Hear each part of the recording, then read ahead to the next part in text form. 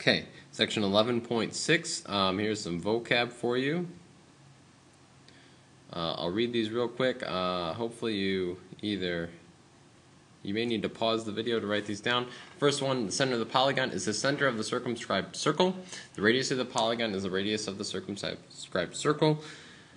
The apothem is probably a new word, and it's the distance from the center to any side of the polygon. And the central angle of a regular polygon is the angle formed by two radii drawn to consecutive vertices of the polygon.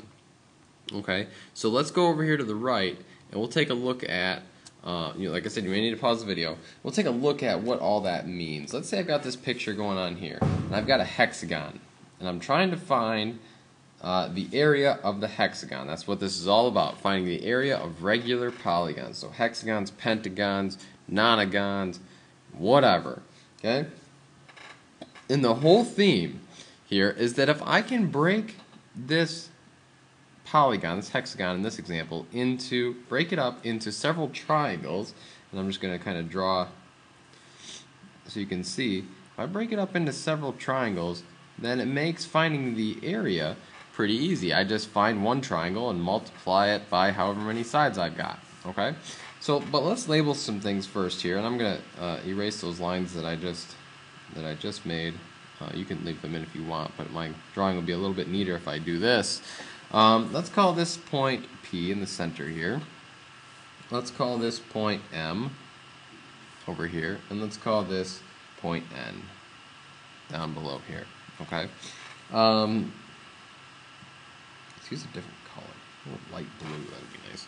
All right, and so let's take a look at this a little bit closer and label some stuff so we know what the heck is going on. All right. Well, P is my center. So when I talk about the center of the polygon, I'm talking about really the center of this circle that is circumscribing the polygon. Okay, so that P is the center of the polygon. All right, Pn is a radius of the circle. Pn is the radius. Okay, so Pn is the radius in the circle. So is PM. That's also a radius. What else have we got here? Let's draw a line straight down, maybe a little more than that, straight down here, okay, at a right angle. Let's call this point here blue. Let's call that point Q. Okay. Well, the new word, the apothem, is the line PQ. So PQ, we've got apothem.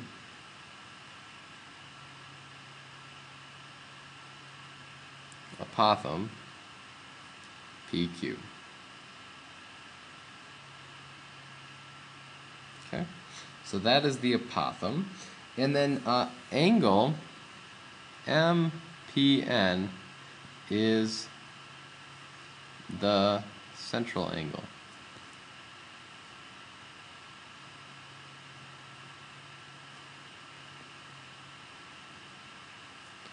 So angle MPN is the central angle. Alright, so that's what all that vocab over to the left is referring to. Alright, so that labels pretty much everything. Oh, also one thing more to note here is that these two angles are congruent. This angle here, this angle here. NPQ and MPQ, those are congruent angles. That's incredibly important. It will be helpful later on. Let's bring up the new slide here so that we can move on.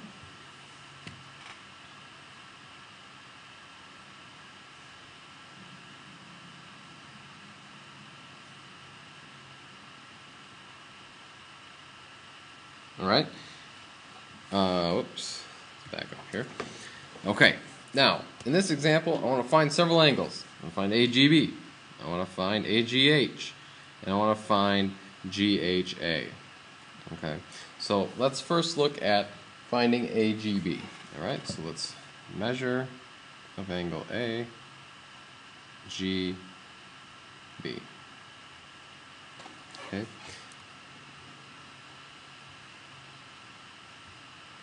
Okay. Measure of AGB. Okay? Well, if I want to find AGB, that's this angle right here in blue. Okay, if I want to find that angle, the way I'm going to do it is I'm going to break this up into a few triangles here. What I know about these triangles is that this angle is congruent to this angle, is congruent to this angle, which is congruent to this angle, which is congruent to this angle, which is congruent to AGB. All those angles are congruent. It's a little bit nicer here.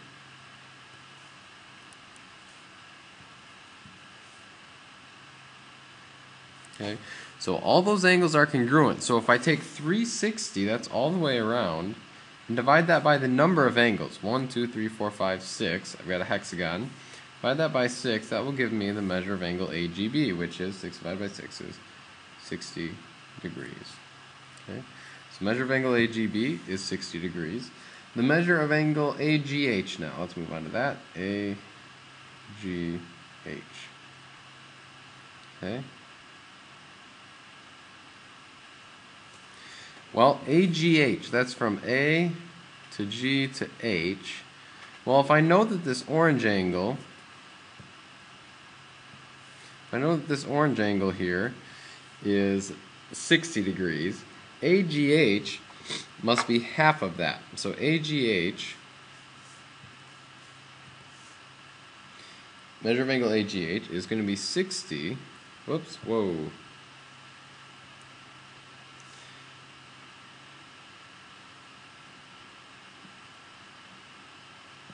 equals 60 divided by 2, half of that, which is 30 degrees. Okay. That's how we find AGH. And then the last one we're supposed to find is GAH, measure of angle GAH.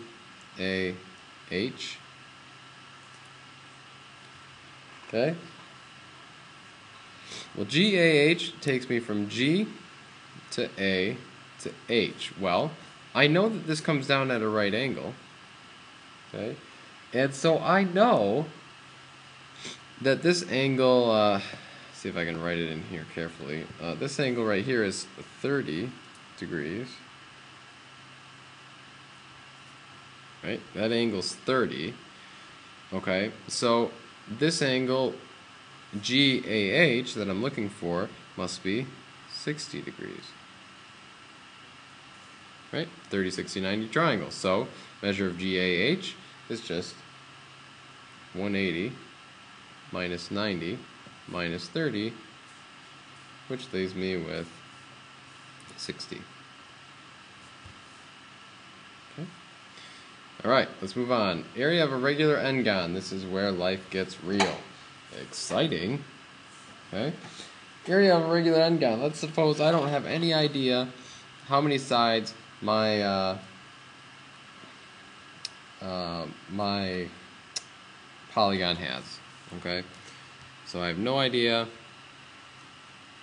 how many sides my polygon has. It's got a few at least. I don't know how many. So I'm just going to draw in part of it. Okay, but I know that it's a regular polygon, and then somewhere out here we're going to kind of keep going around and whatever. Alright, and I know that my center of the polygon is right here, this red dot, okay? So, I'm going to draw some stuff in. If I want to find A, which is the regular area of the whole thing, A, that is going to equal the area of one triangle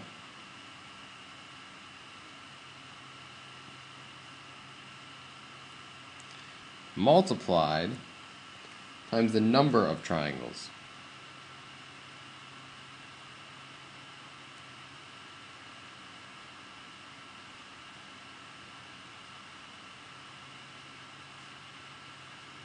Okay, so for instance, if I drew in one triangle here, I would just find the area of this triangle and multiply it by however many sides I had, right?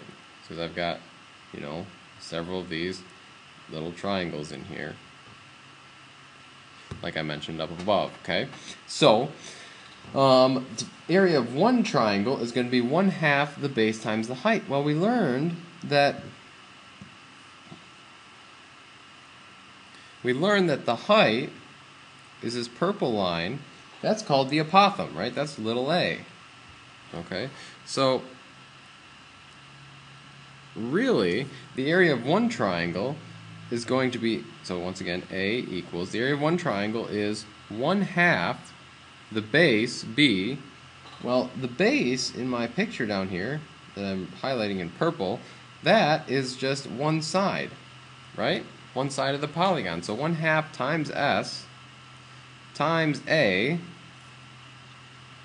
and that is the area of one triangle. Multiply that by the number of triangles. Let's just call that N. Okay?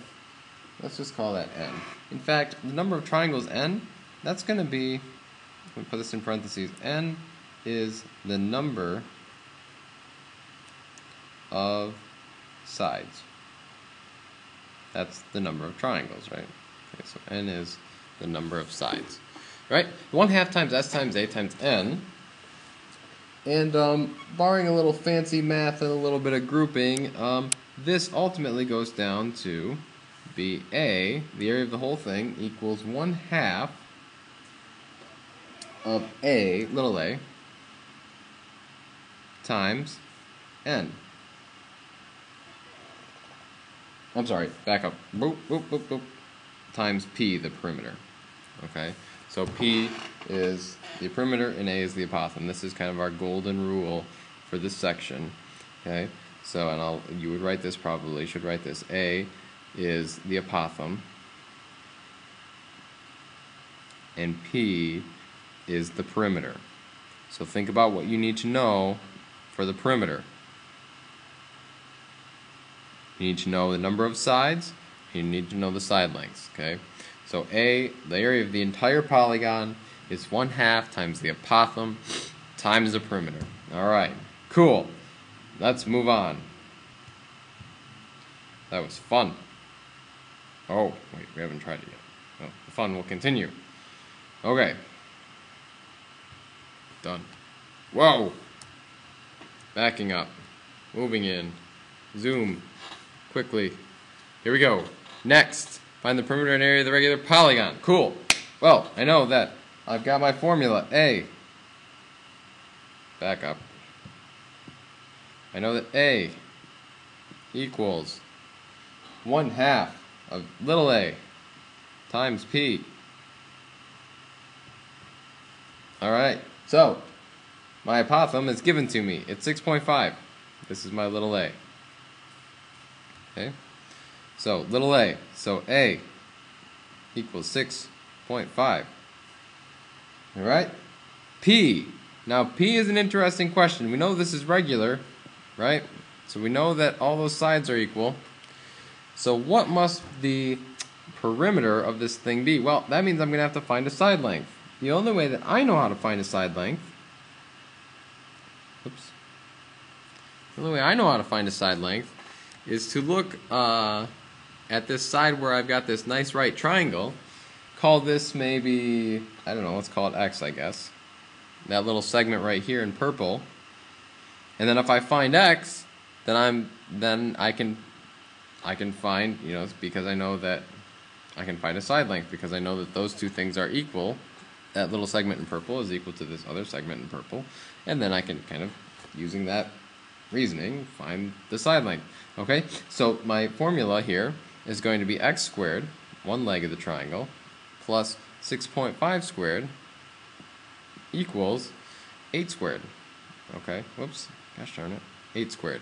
Alright, and you guys are so good at this, I know that you can do this quickly, so I'm not going to do all the math here, but you get down to x equals 4.7. Okay, so you got to solve that thing for x, you get down to x equals 4.7. Alright, and so this is 4.7. Alright, what that also means is that if this segment, now in red, is 4.7, then this one over here must be 4.7. If that's 4.7,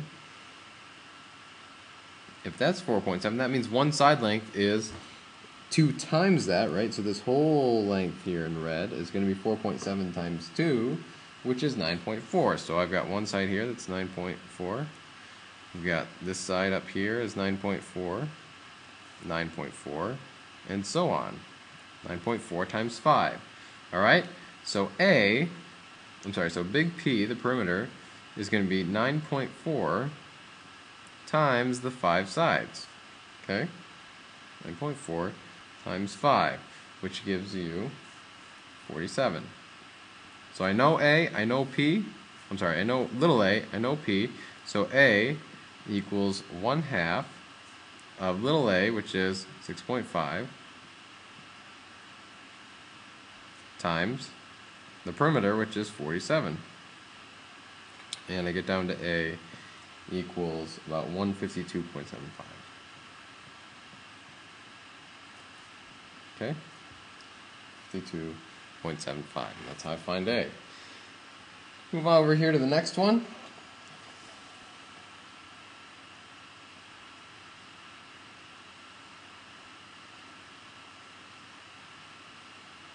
The next one, I'm just looking at it here and kind of thinking about it. The next one, I think we're going to do in class.